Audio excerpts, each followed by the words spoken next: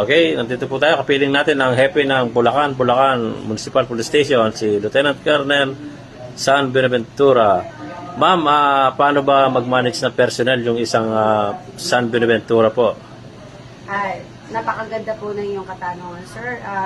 Una po sa lahat, binabati ko po ang aming butihin at working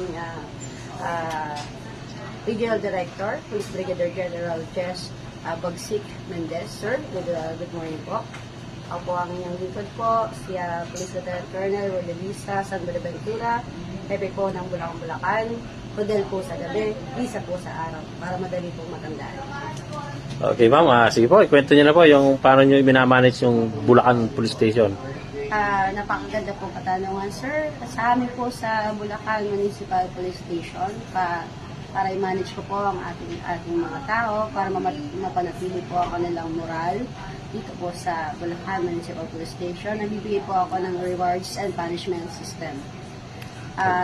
Dito po sa ating punishment, siyempre po, nasusulat naman po sa NAPOLCO Memorandum Circular 2016-002 kung ano yung mga punishment system at alam po ng lahat kung ano yung administrative sanction sa bawat nagko-commit na mga officer natin. Kaya na po sa atin po sa Bulacan Municipal Police Station, masasabi ko pong matitikas at snappy ang ating mga kapulisan sa Bulacan Municipal Police Station. Kaya sa lahat ng po sila ay nagko-comply at snappy po sila. Ito pong Bulacan po ay inagurihan pong tahimik na police station. Dahil po ang aming fishing order po dito ay 100% complied po.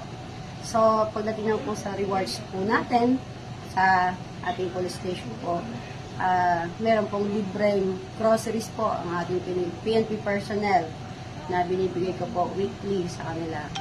At malaya po silang kumukuha ng groceries. Then, pagdating na po sa pagkain, ako po mismo namamalengke para masigurado po ang kanilang magandang kalusugan, pagkain, kumakain po sila ng umaga, tanghali, gabi, magdamag, anytime na gusto po nila.